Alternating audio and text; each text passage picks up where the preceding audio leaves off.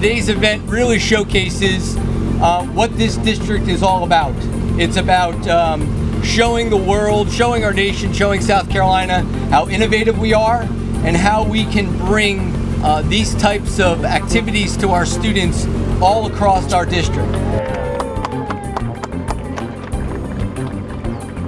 The whole vision behind the unit was to actually connect scholars to STEM, but level the playing field. So we wanted to make sure that we're taking academics outside of the classroom, but giving students the opportunity to learn in another capacity.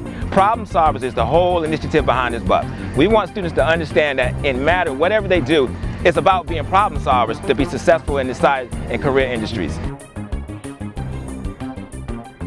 It's been a year-long journey from where we are today. The design process and everything started last July, and so you can see it's taken us to where we are today with our STEM bus. We're super excited to have it here. It's going to be traveling to all the schools throughout Florence School District 1, bringing STEM excitement into those buildings and for those students to learn. We're going to have 3 areas of focus: engineering, biomedical science, and computer science.